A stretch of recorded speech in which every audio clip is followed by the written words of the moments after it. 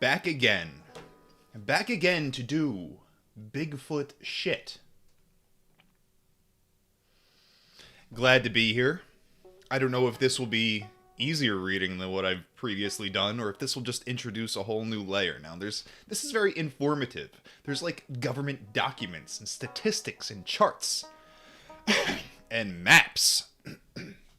So I am here to get into Missing 411 style content. Now notice, I am not just jumping right into Missing 411. No, that's got to be kind of a slow burn. So what I did was I found all of the David Paulides books I could find. We're starting with the oldest one. The idea here is that by the time we go through some of these early books, we'll have a clear understanding of what David Paulides thinks is happening. I can't guarantee that's what will occur, but I think this would be the best way to do it.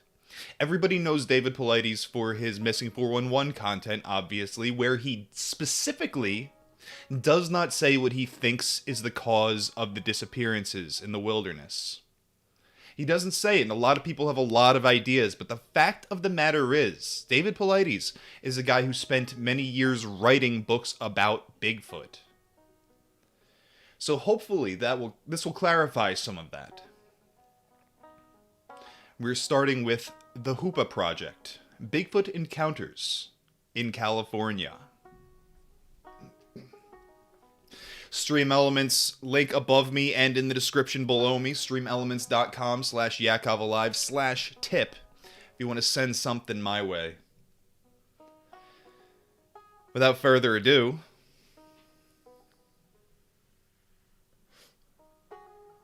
look at that big guy.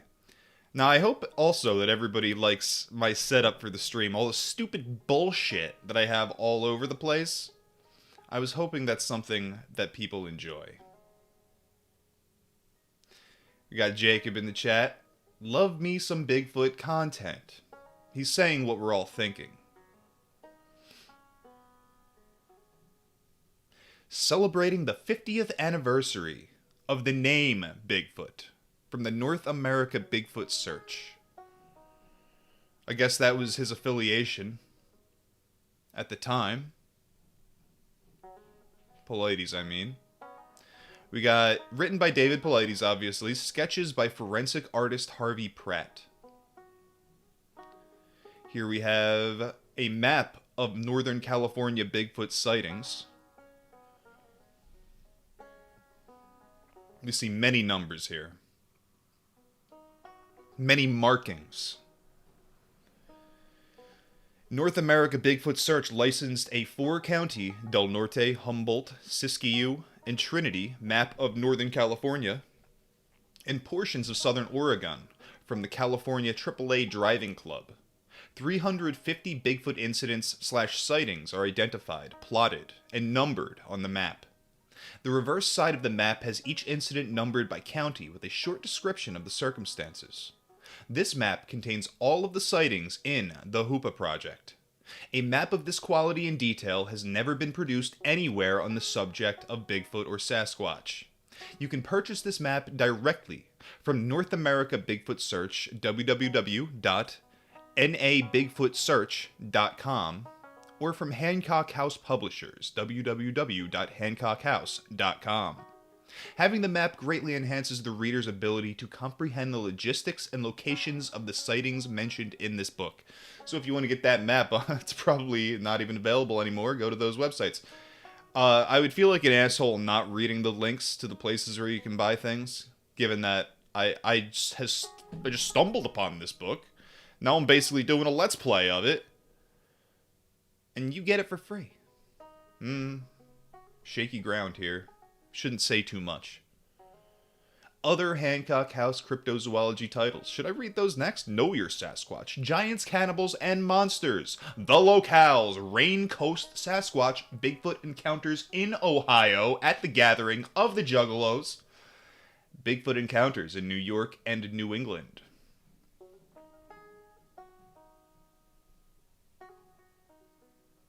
Xavier Waffles in the chat. Retracting messages. That's shady. Not weird or anything. The Hoopa Project, Bigfoot Encounters in California.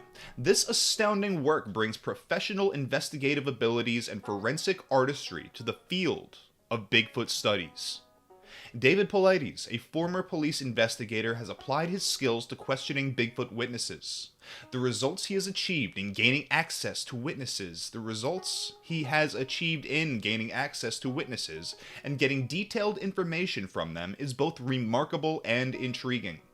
Furthermore, he commissioned a forensic police artist to meet with witnesses and sketch the creatures they saw. These drawings provide insights into the creature's nature never before realized. The result of this team's work is by far one of the most convincing accounts ever written on Bigfoot. The conclusion reached that this creature, long revered by the Hoopa people, definitely inhabits the forested regions of Humboldt County in Northern California, is so convincing that those people who doubt Bigfoot's existence will be forced to think again. Special 50th Anniversary Edition. On October 2nd, 1958, Jerry Crew, a road construction worker, found unusual, large, human-like footprints near his bulldozer on a road being constructed in the Bluff Creek area of Northern California. He had seen the same type of prints before, but this time he made a plaster cast and reported the find to a local newspaper. He referred to the printmaker as Bigfoot, a name used by local people. The newspaper story of the prints was published worldwide by the Associated Press, and the word Bigfoot became the common name for the creature in the United States. Implying that the same creature lives elsewhere, like the Yeti. And they have a different name for it, but it's the same creature. I feel like that implication is made, but who knows who even wrote that? 1995. A hefty price tag, but I was willing to pay it for you people. You people. North America Bigfoot Search. Dedication. There is no possible way that I could ever thank these two people for their never-ending support, positive ideas, great attitude, and generally standing by me when I was down. This book could never have been completed without you two continually being my cheerleaders and rooting section. I couldn't have asked for two people, better people, to help me in so many different ways. I love you both so much that I can't put it into words. Here's a big hug and thank you to Ben and Nicole. This book is dedicated to you. From Dad. That's sad in retrospect. Ben would go on to direct the Missing 411 film. I think there's two of them. I don't know if he directed both of them. But that seemed to be like the effort by his father to kickstart his movie-making career. He would go on to kill himself. Sad.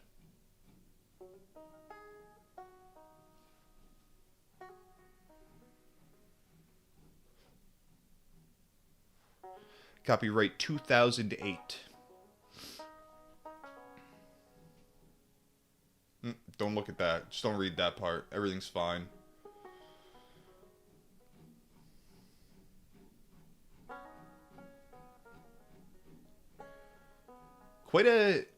It's a pretty big book. The pages don't contain many words. From what I've been reading, like from an Agora, there's just a ton of words.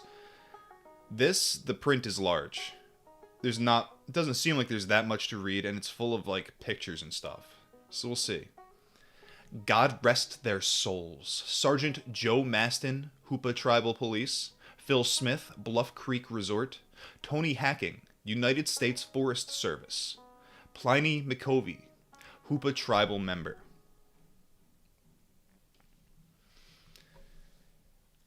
I have been fascinated by stories of Bigfoot, Sasquatch, Chinese wild men, the abominable snowman from all around the world for a very long time. And I have been corresponding with many people, including a number who have allegedly seen one of these beings.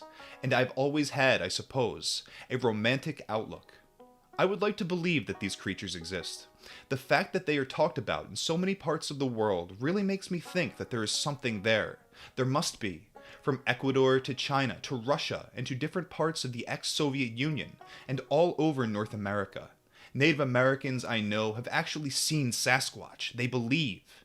And very respected people who've at least heard something which to them sounds like Sasquatch or Bigfoot.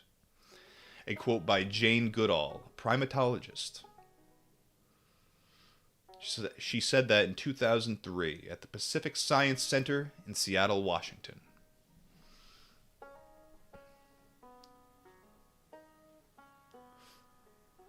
We got Mussolini out there. You people. I mean Italians, like you.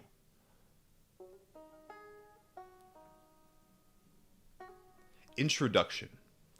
Knowledge of our own arrogance is the first step toward true knowledge. Socrates. In 1968, I was 12 years old and indoctrinated into my dad's lifestyle.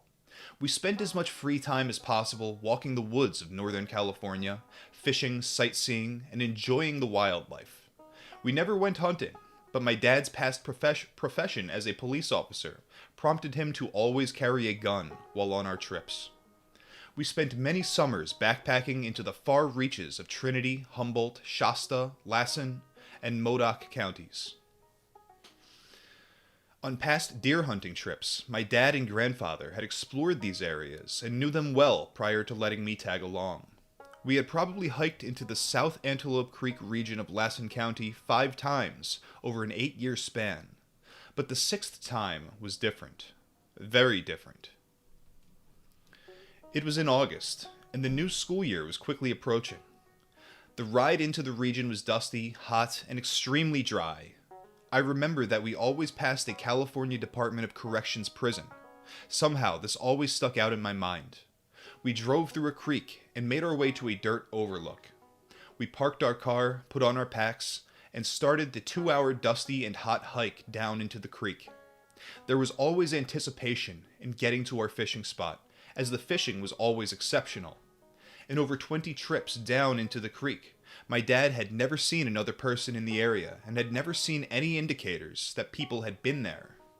You never wanted to hike out of the valley in the middle of the day due to the heat, snakes, and lack of water. The hike down into the creek was fairly easy, while the hike out was brutal.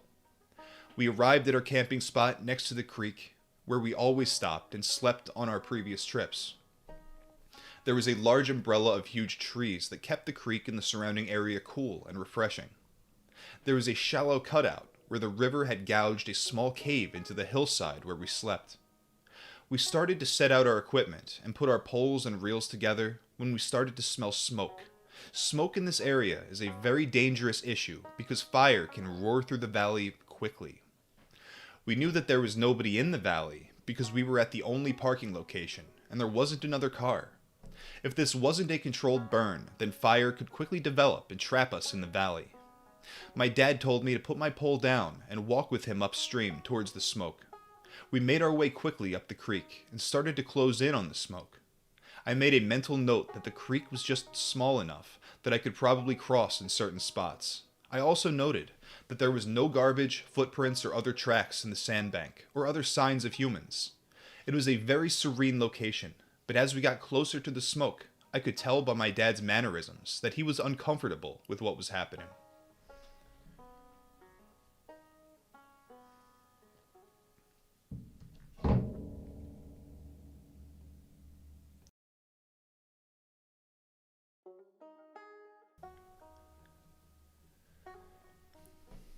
We worked our way through some large spruces, which immediately opened up to a beach area. The sand area was approximately 30 feet square in size. The creek had flowed off several large boulders into a deep pool that was adjacent to the beach. You could see where the creek had washed a few feet up onto the sand, and see where the sand had changed colors because of the moisture content. It was just inside this discoloration zone we saw the fire. It is something I will never forget. The fire was made of 15 to 20 small twigs broken into equal pieces approximately 1 foot long. They were placed on the sand in the shape of a teepee. As we walked up to the fire, my dad got very nervous. He pulled his gun and scanned the surrounding area. He slowly made his way toward the fire while also looking at the sand in the surrounding area. Well, being the son of my father, I was also pretty nervous and was looking at the sand. I immediately noticed how flat the sand was. No ripples, footprints, nothing. The area where the river had changed the color of the sand was dead level, no marks anywhere. The surrounding area was absolutely quiet, except for the creek. Eerily quiet. There were no birds chirping, no squirrels running around, no sound except the creek. It was almost as if a vacuum had sucked all of the noise out of the atmosphere, except for the water running over the boulders. My dad had spent 3 years with San Francisco Police Department, and then transferred to the fire department. He was in the middle of a 30-year career in public service when we made this trip. I think he was half police officer and half arson inspector when we were on that beach. He knelt next to the fire and slowly and methodically pushed the small twigs down, looking for the ignition source. He couldn't find anything. We continued to scan the beach for indications of footprints, sled marks, bicycle tracks, ridiculous, heck, anything, but nothing was visible. My dad put the fire out, kept his gun out, and told me to start walking back towards our gear. After several minutes, we arrived back at our packs. My dad told me that he was extremely uncomfortable staying down in the valley overnight because it was obvious that something or someone else was living in this valley. And they wanted to scare us off. They had succeeded, and we were leaving. As we collected our belongings, he continued to look behind us toward the direction of the fire and kept his gun out. This was the first time I had ever seen my dad as nervous and protective as he was at that very minute. His actions made me nervous, but I also knew that he was a rational thinker, and it was in our best interest if we got out of the valley. Creepy stuff. Gotta wonder where we're going with this. Will David Paulides keep his cool and not mention anything specific? Well, he's a police officer. He's very rational. He doesn't know what it was, so you can't just go out and say it, can you? Can you, in this book about Bigfoot? Saying that Bigfoot can start fires. That's a clue also as to where this is all heading. Showing a degree of intelligence not normally granted to Bigfoot. I also heard one time from a very reliable source that at one time Bigfoot knew how to use fire and did use it actively until it realized that it gave away their location to the humans that were encroaching upon them.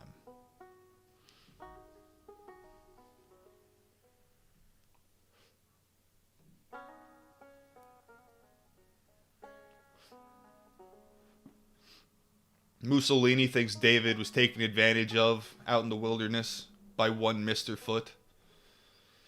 You never know. Certainly some trauma here.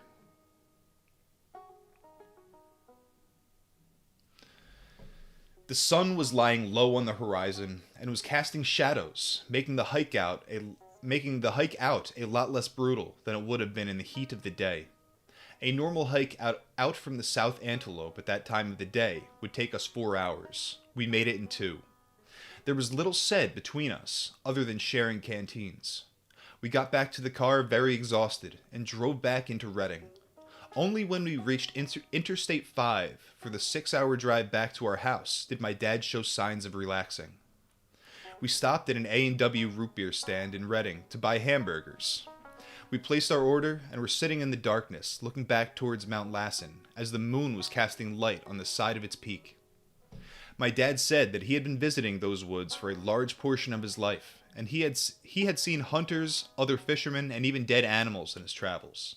He told me that what we had just witnessed was the most peculiar and uncomfortable thing he had witnessed in his entire life.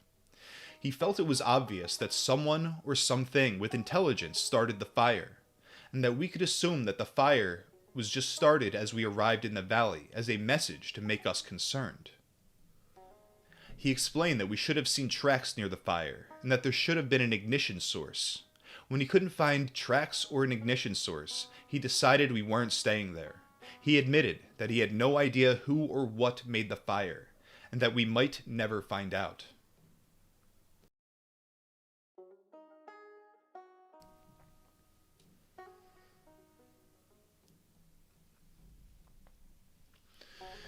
During the ride home, we talked about a variety of animals that were in the forest, and how the fire could possibly have been started. This was the first time I ever heard of Bigfoot. My dad said that hunters and fishermen throughout Northern California had seen Bigfoot for years. He described Bigfoot, how it looked, and explicitly stated that Bigfoot had never injured anyone. While he had read stories of Bigfoot doing mischievous things to make visitors leave an area it inhabited, he had never heard of Bigfoot using fire. He did confirm that Bigfoot left human-like tracks that were easily visible, and that the local Native American Indians had stories of Bigfoot going back hundreds of years. He had never told me about this animal, he said, because he never wanted me to be scared, and then apologized for even bringing it up, because he knew that Bigfoot couldn't have made the fire. Already confirming, we're going from like normie Bigfoot into like esoteric Bigfoot a little bit here. This is, I guess, this was his first experience with it. You have stories about Bigfoot as an animal, Bigfoot leaving tracks, Bigfoot being like this nice guy in the woods, tiptoeing through the tulips or whatever. But then as you research it more, like there are accounts of Bigfoot killing people, and its ability to utilize stealth like should never be understated. Like this thing only leaves footprints if it wants to. And then the realization that maybe it can use fire, well, that's just another level.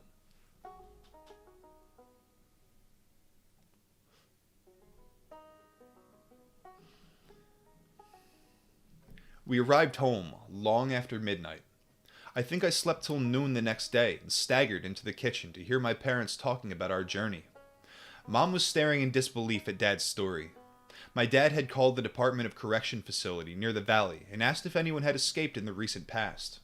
The DOC stated that they had never had anyone escape that wasn't immediately recaptured, and nobody had left in several months. I still think through what happened in that valley that day. While I truly don't believe that Bigfoot lit that fire, I do believe that there was some intelligent being in the area that did. Very, very interesting right there. He says Bigfoot did not light the fire, but there was some intelligent being. So are we dipping into Fae territory, or are we talking about some natives? Maybe I won't spend too much time waxing about this when he explains it. The fire was too neatly constructed for it not to be made by something smart. In my years talking to the Hoopa, Yurok, and Kurok Native Americans, I did learn a lot about the types of creatures, people, and superstitions that exist in the mountains of Northern California. Maybe our fire starter was a little person. Fae, huh? Fae? A being that has been described by many Native Americans as small humans that live in caves and underground, and come out at night to roam the forests of Northern California. The Karuks believe they are descended from little people. Maybe it was a human who was living off the grid and didn't want us infringing on the good thing he had at the creek. Maybe the incident is even more sinister than I could imagine. Who knows? And that seems like foreshadowing into Missing 411. Litvasila in the chat. Yo, what up, bro? Give me a whoop whoop.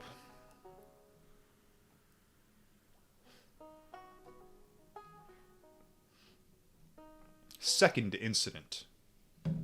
This is very interesting. Everybody out there who has interest in this field, Bigfoot, whatever, you get to David Paulides and you listen to all his stuff, and you're like, okay, I listened to one of his podcasts, and apparently, like, if you listen to one, you listen to them all. Because, like, he kind of always says the same things. And he never talks about Bigfoot now. He never specifies. But here he is laying out his personal experiences that led him on the path.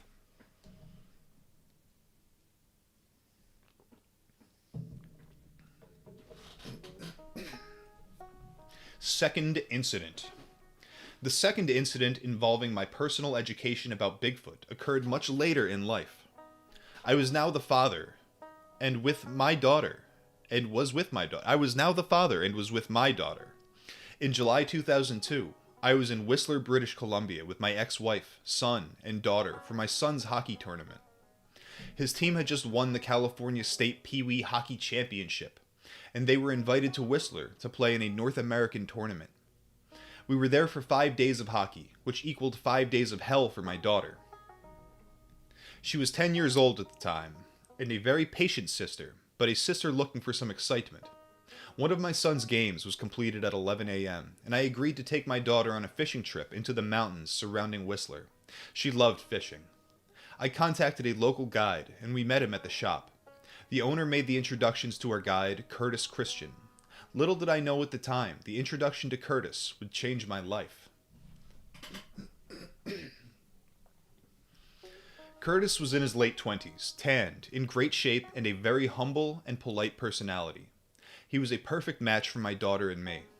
Curtis asked what type of fishing we liked, how advanced my daughter was with a rod, and what type of fish we'd like to catch. We had a short conversation, loaded the equipment in Curtis' truck, and made our way into the mountains. The hills surrounding Whistler are large, rugged, and absolutely beautiful.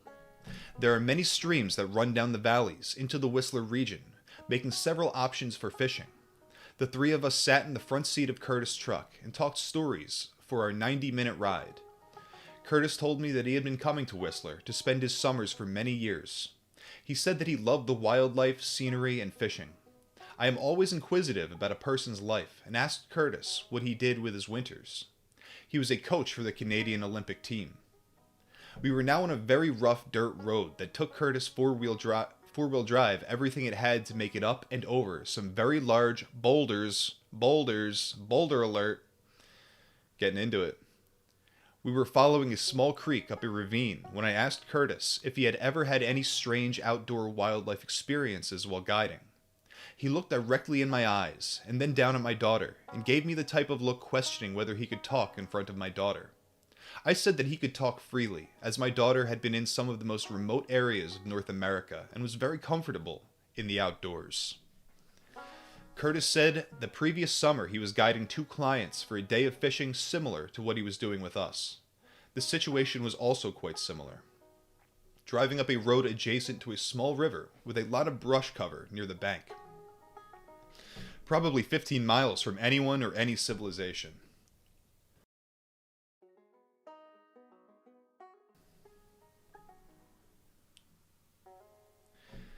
They were driving fairly slowly when they all saw something walk out in front of them from the side of the road next to the river. It was early in the morning, but the sun was fully up and the visibility was excellent. He told me that they saw a huge, hair-covered animal walk directly in front of them into the middle of the road.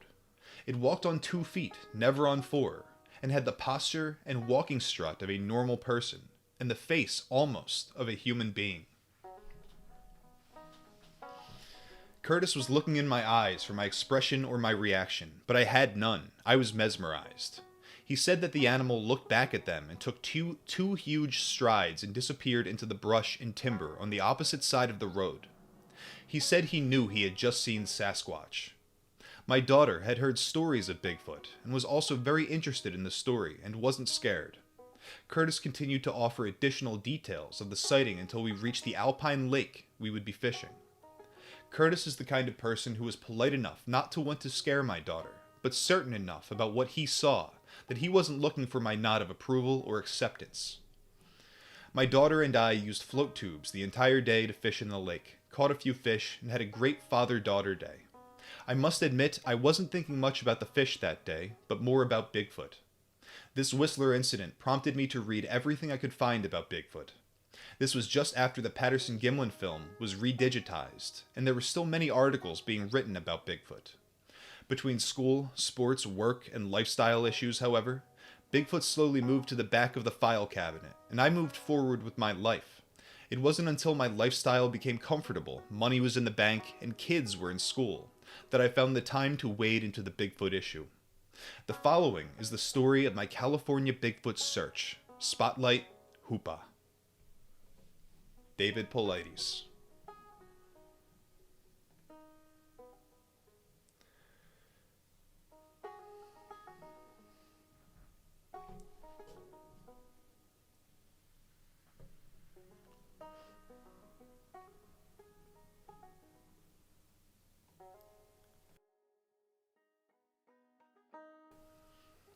Forward. This remarkable work brings us another first in the annals of Bigfoot research. Numerous Bigfoot-related incidents are presented that are the result of first-hand investigations by a former trained police officer and professional investigator. Added to this, a highly qualified, experienced forensic police artist was commissioned to meet Bigfoot sighting witnesses and to prepare detailed sketches of what the witnesses saw. It was a weird sentence for a second. Experienced forensic police artist was commissioned to meet Bigfoot. David Paulides recorded his conversations with Bigfoot witnesses in the same way he prepared his reports in police work. The entire book is therefore written in what might be termed police report format, which is very direct and to the point. Particular care is taken to ensure that facts are not misread or misinterpreted. Sentences are short and thoughtfully structured to ensure the reader fully comprehends what is being said. The details, interpretations, and images provided on Bigfoot encounters in this book go far beyond normal reporting. David Paulides brings to the table over 30 years of professional investigative experience, and we are therefore provided with what can only be termed as the best Bigfoot reports ever written.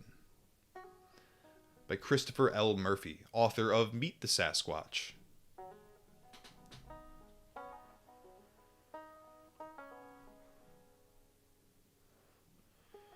I want to be careful going into this. I don't know how long chapters are. Get something started that I'll just never finish, right? That's exactly what I need in my life right now. I got an hour. I got to do things in an hour. All right. We'll figure this out.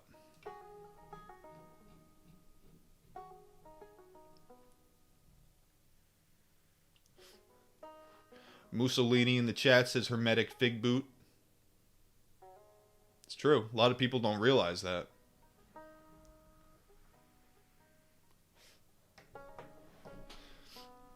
Let's prep up and listen to this Red Dead Redemption 2 OST bullshit for a second.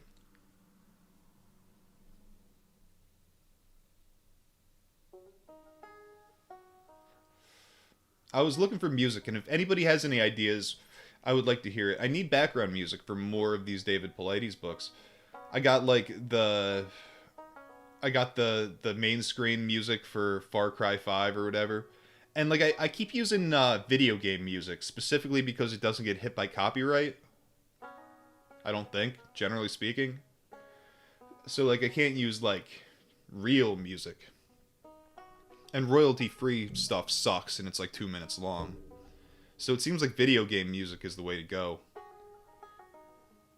I'm going to need something a little bit Indian flavored, some Indian music for the next one, tribal Bigfoot. I don't know.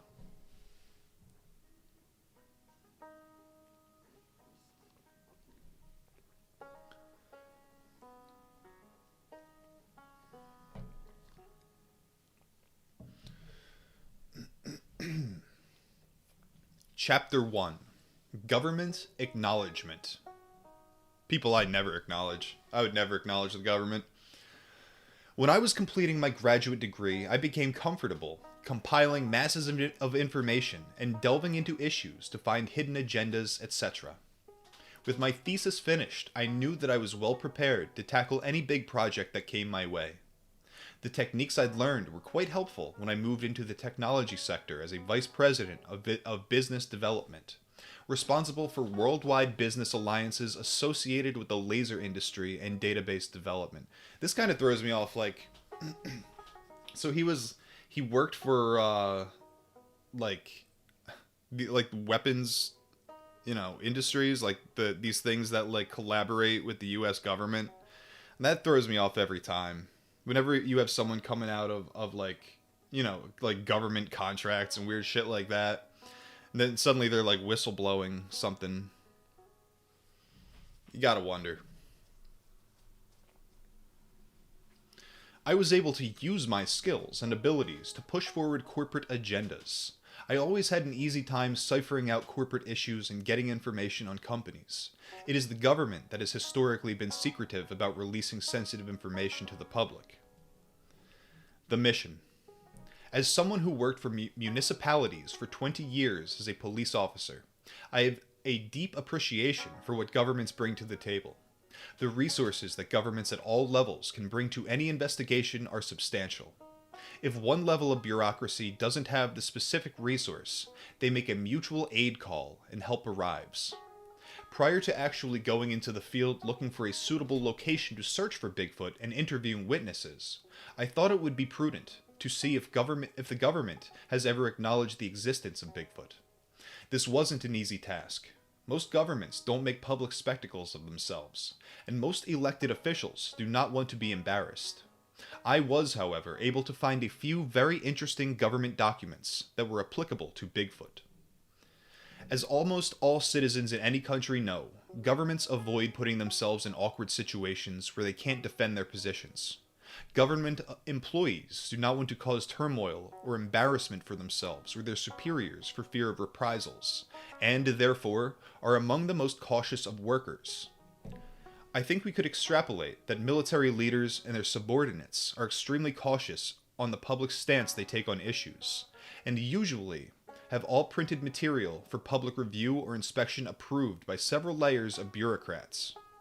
The Army Corps of Engineers is among the most cautious of all military branches, being used for many key government functions throughout the United States and the world. Most recently, the Corps was used in New Orleans to stem the flow of water from Hurricane Katrina. The Corps is an extremely competent, intelligent, and technical part of the U.S. Army. The United States Army Corps of Engineers is made up of approximately 34,600 civilian and 650 military men and women.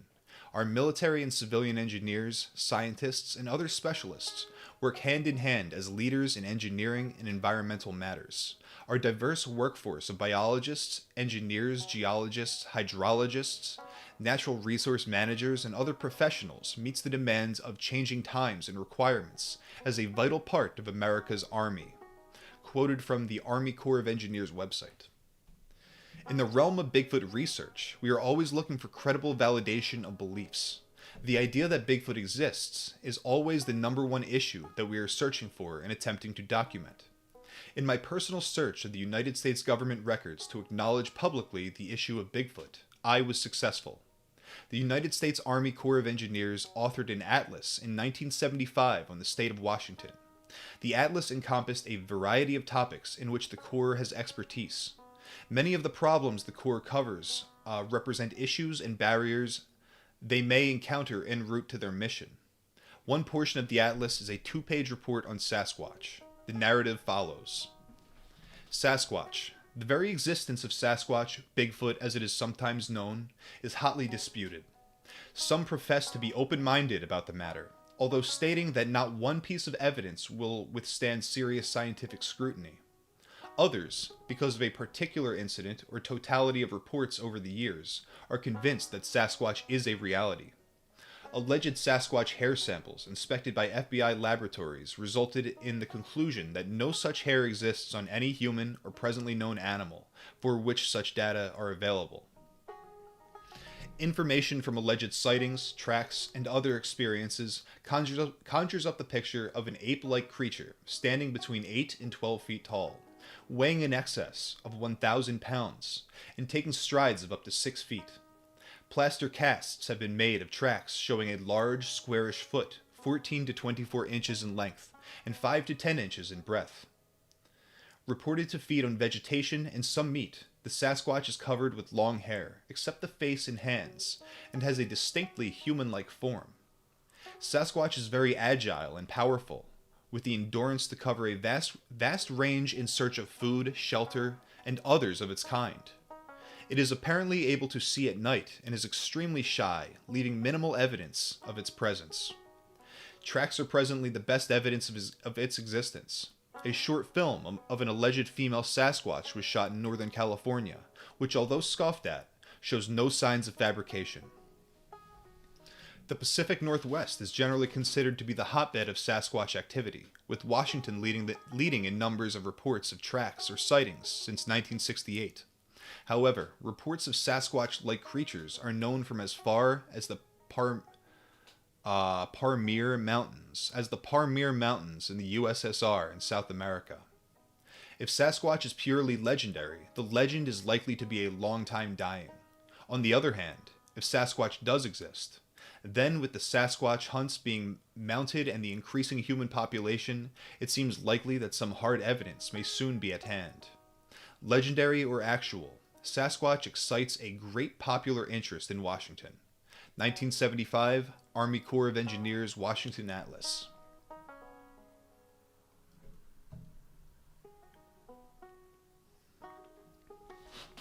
Alex in the chat thinks this is hella chill. That's good. Bronan the Chadbarian. Work sucks, but listening to Papa Yak's reading Bigfoot lore against a backdrop of Red Dead music makes it a hell of a lot better. For tribal music, what about Far Cry Primal's OST? That's a good thought. That's a really good one.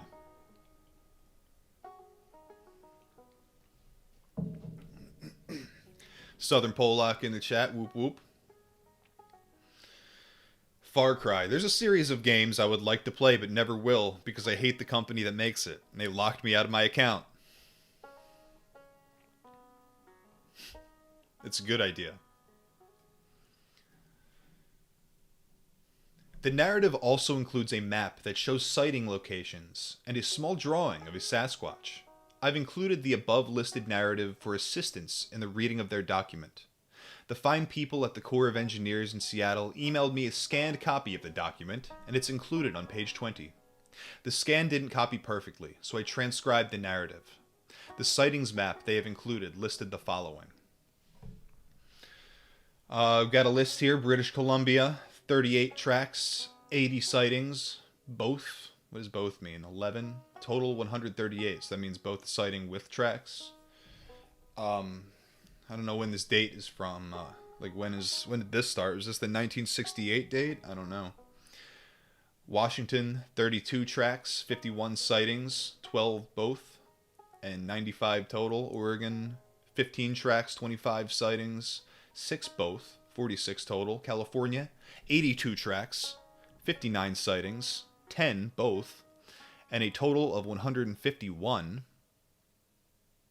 Dank. Other,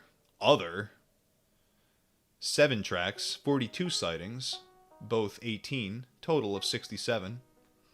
Our totals of tracks are 174, total sightings 266, total both 57, and that leaves our total of Bigfoot encounters or whatever at 497. Since 1968, I could just make some up right now. Did they get counted? Did the numbers update automatically? I've seen a lot of sightings.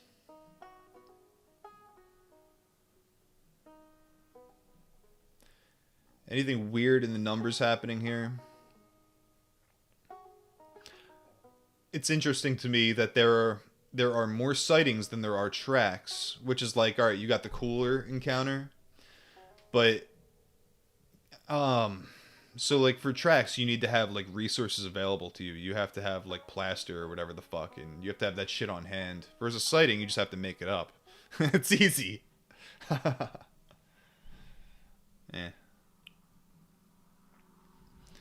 In a review of the core narrative, it is important to note the first paragraph in the statement regarding hair samples. It states that hair samples allegedly from a Sasquatch came back from analysis as not known to any human or animal. This statement is quite important. If the fiber wasn't hair, it would state it was synthetic, cotton, etc. It was hair, but it cannot be identified using any known DNA profile, per the FBI. Yeah, that is one thing that keeps coming up, is you get inconclusive. Like, everything's inconclusive. So it's like, at the end of the day, inconclusive means you didn't prove anything at all. But at the same time, like you said, like, it's not the hair is not compared to anything. The second paragraph describes the creatures within the physical parameters of what we have identified in Hoopa. It also states that they have found no fabrication of the Patterson-Gimlin footage of Bigfoot or Sasquatch. If you believe in your government, you believe they have the best evidence, laboratories, and tools available, then I believe the government is taking a bold step forward in the authentication of Bigfoot Sasquatch as a creature. This dude gives way too much credit to the government.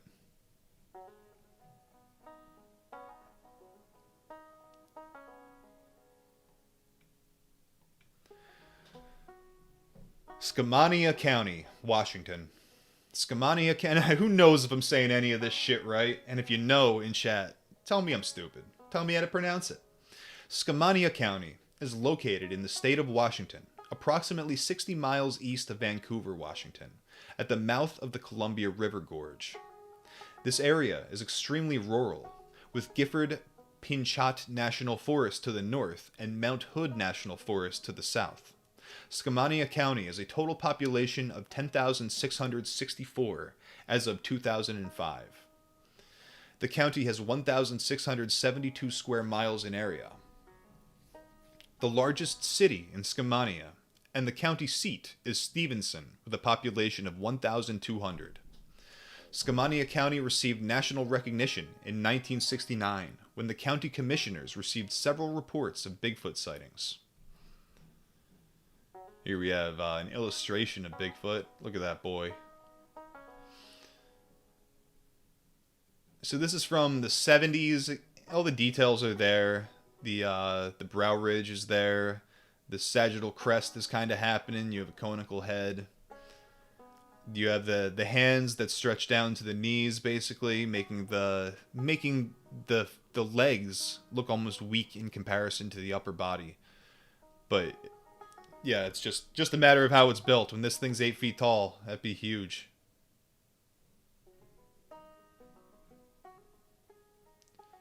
What is this? Some sort of political cartoon? Mythical creatures shouldn't be mentioned in the atlas.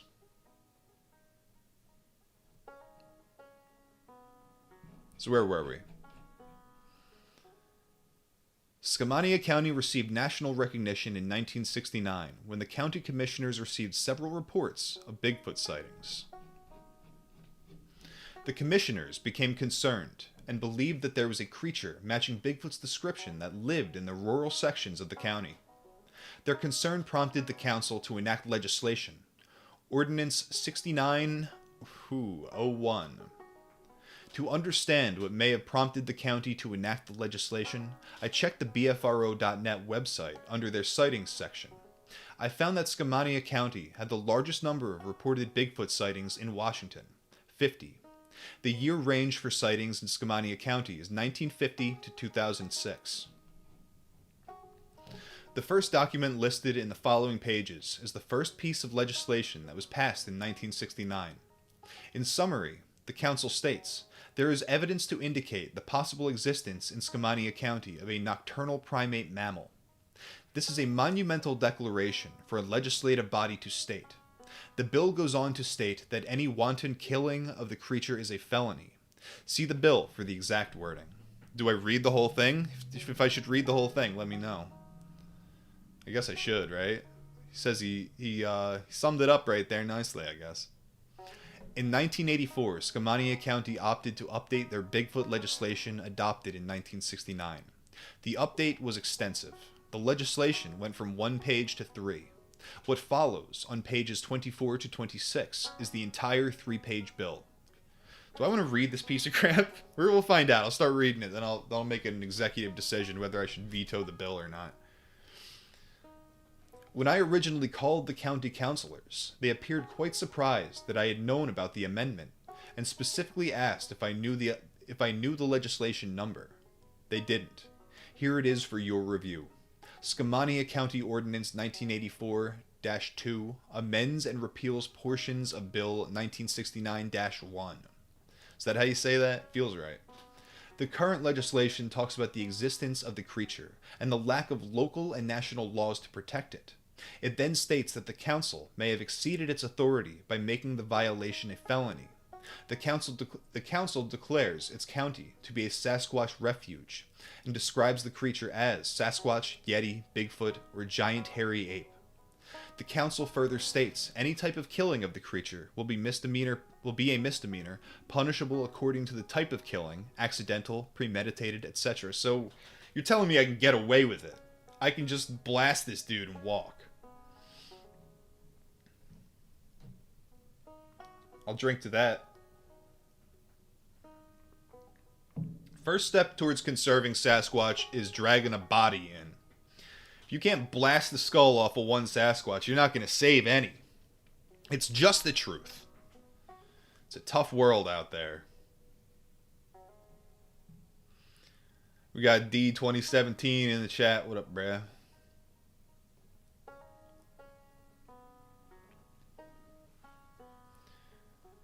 The most interesting section of the Skamania County legislation is found in Section 4. It states, should the Skamania County coroner determine any victim creature to have been humanoid, the prosecuting attorney shall pursue the case under existing laws pertaining to homicide. Should the coroner determine the victim to have been an anthropoid, ape-like creature, the prosecuting attorney shall proceed under the terms of this ordinance. I like those odds.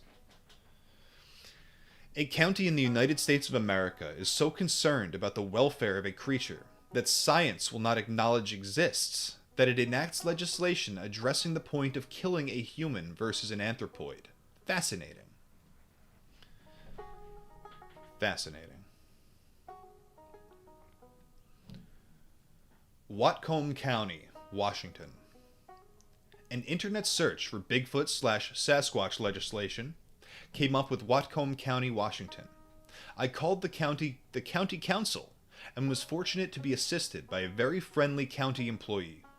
I explained my request and asked if she had ever heard of the legislation.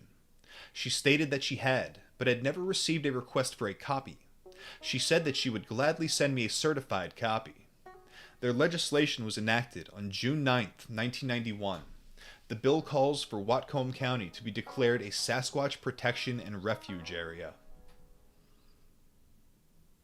Is that what we need, a bunch of refugee Sasquatches? I'm coming in there to blast. I hope you know that.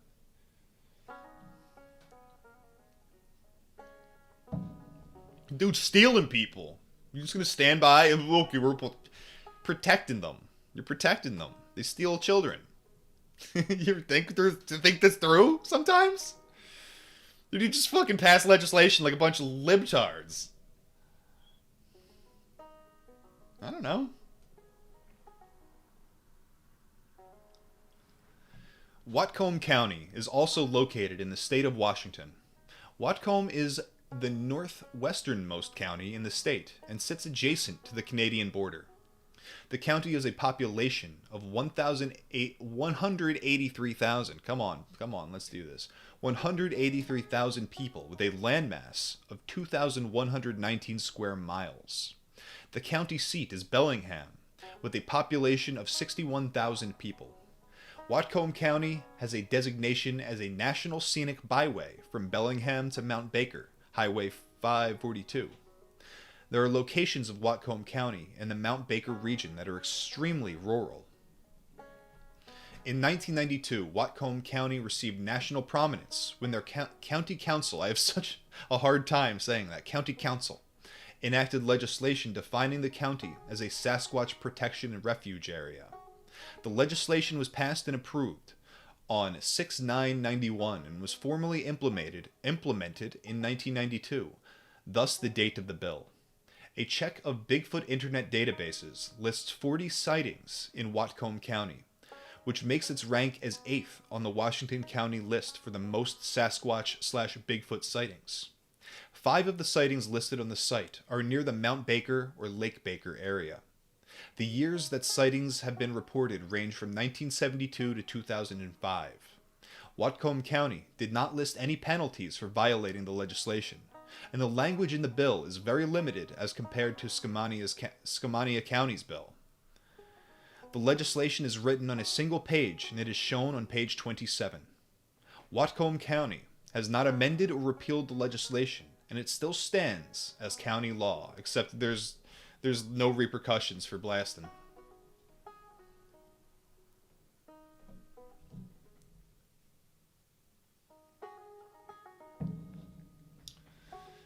Southern Polak in the chat talking about refugees. You're thinking you're going to get a bunch of hot Ukrainian blondes, but instead it's a shitload of big feets.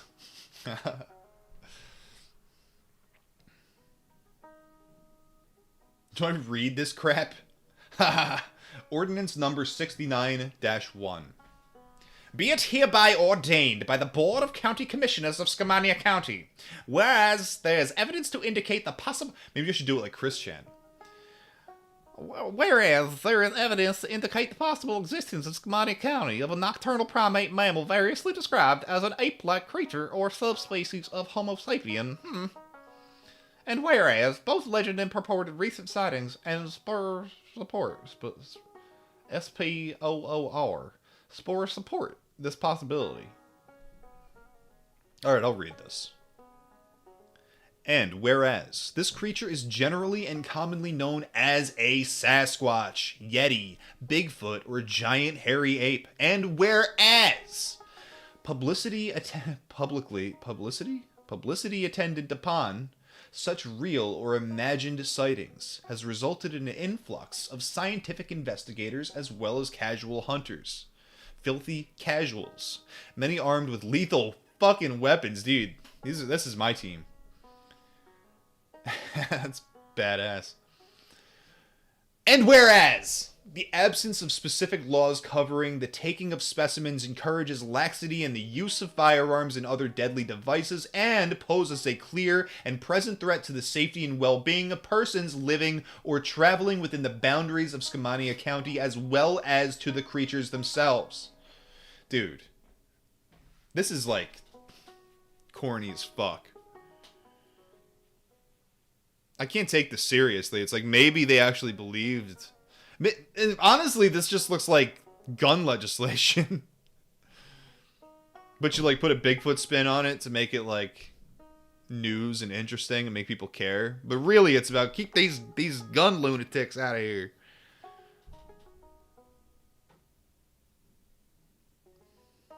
Bring guns. Dude, there's Bigfoots. They steal people. Guns. Obviously guns. Therefore, be it resolved that any premeditated, willful, and wanton slaying of any such creature shall be deemed a felony punishable by a fine. Oh, it's not a big deal at all. Oh, I can't vote? La-di-da. I don't care about that.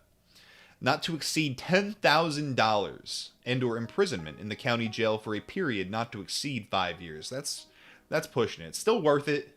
Don't want to do 5 years. Be it further resolved that the situation existing constitutes an emergency, and as such this ordinance is effective immediately. Got him! Adopted this first day of April, 1969. Once again, things go full circle. We find ourselves dealing with synchronicity. It is April 1st. April Fool's Day. April Fool's, motherfucker. It is today, right now where I am, in real life land, and all of you too in chat. It is April 1st. Here we are reading this evidence of Bigfoot legislation. When was it passed? April 1st. Got him! That's all I got to say is got him. And I also want to raise this topic. This might be a hot take. Maybe a hot take is that April, you get it? April, like National Ape Awareness Month, and like that's when you see Bigfoot more often. That's possible too, and I think we should do more digging on that. April, you get it.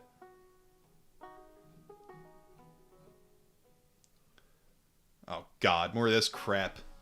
Ordinance number 1984-2.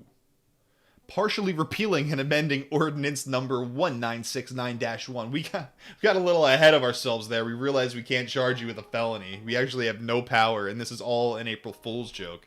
We can't just start talking about putting people in prison for 5 years over an April Fool's joke. We've gone too far. I hate the government. This is what they do with their time.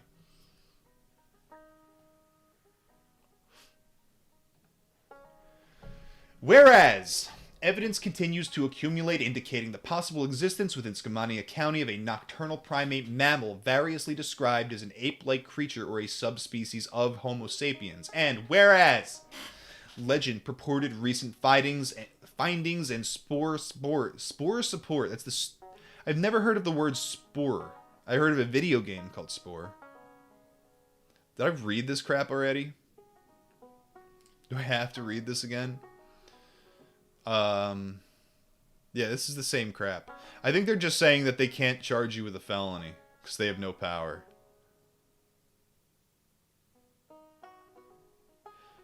No, okay. Sasquatch Refuge. This is new. The Sasquatch, Yeti, Bigfoot, or giant hairy ape are declared to be endangered species of Skamania County, and there is hereby created a Sasquatch Refuge, the boundaries of which shall be coextensive with the boundaries of Skamania County. You know what they should just do instead? Because it'd be a lot easier. Really just cut to the fucking heart of the matter here.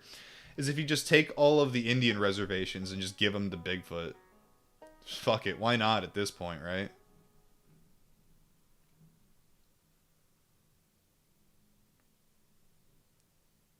This is nonsense. From and after the passage of this ordinance, the premeditated, willful, or wanton slaying of Sasquatch shall be unlawful and shall be punishable as follows. If the actor is found to be guilty of such a crime with malice, a forethought, such act shall be deemed a gross misdemeanor.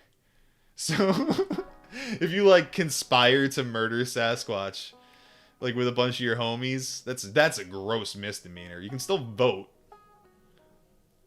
If the act is found to be premeditated, willful, or wanton, but without malice, aforethought, such act shall be deemed a misdemeanor. It's found to be premeditated or willful, but without malice. So you're talking about if Bigfoot tried to steal your child. You're gonna charge me with that, dude? I blasted him. A gross misdemeanor slaying of a Sasquatch shall be punishable by 1 year in the county jail and a $1,000 fine or both. The slaying of Sasquatch, which is deemed a misdemeanor, shall be punishable by a $500 fine and up to 6 months in the county jail. Okay, I just want to know, after I pay the $500, do I get to keep my trophy? Do I get to like mount it on my wall when I want it in my cell.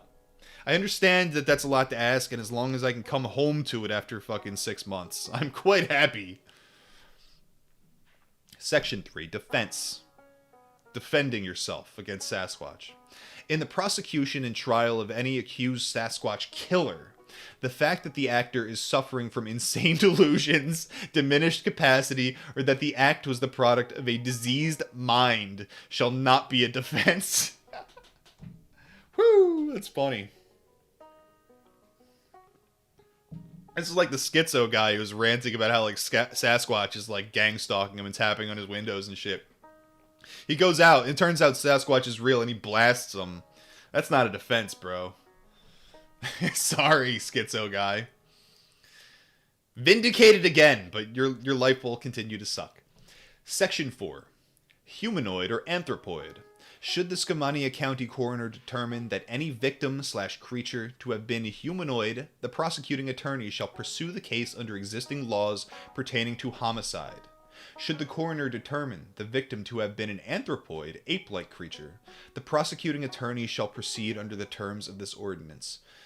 So this is given like Neanderthals, like human rights. I'm not crazy about that idea. Can't just start giving these things away all willy-nilly like.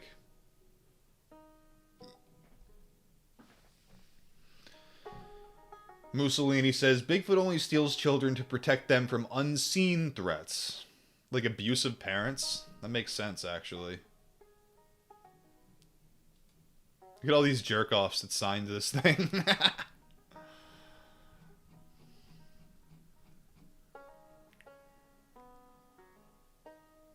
Resolution number 92-043.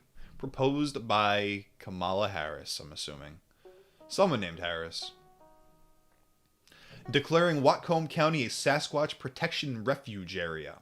Whereas, legend, purported recent findings, and spore throws me off every time. I gotta look this up, dude. Cannot go any further without looking this up. I would be a fool.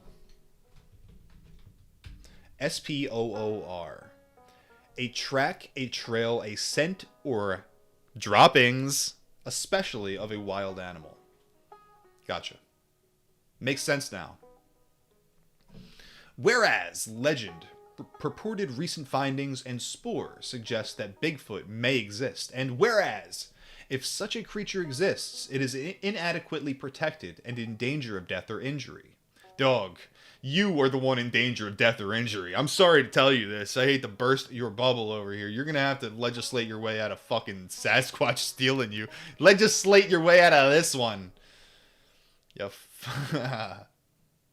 Now, therefore, be it resolved by the Whatcom County Council that Whatcom County is hereby declared a Sasquatch protection and refuge area, and all citizens are asked to recognize said status.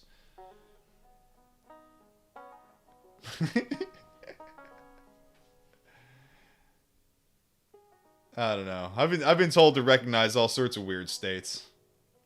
Palestine? I don't know. Bigfoot refuge protection area? Yeah, dude. They're sovereign.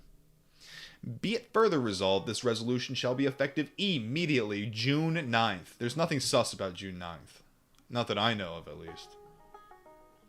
Alright. We've reached chapter 2, and with that, I've been going for about an hour. And we make it sit for a little while, stew in this knowledge, in the deep Bigfoot lore, that I may return to you soon to grant you more of what you want. We will find out, eventually, what David Paulides actually fucking believes. Who started that fire? Who's stealing children? We'll get there. Yacklebees.com, everyone hit that merch tab. Patreon.com/YakovAlive if you want to come hang out in the Discord. I appreciate every single one of you. See you next time.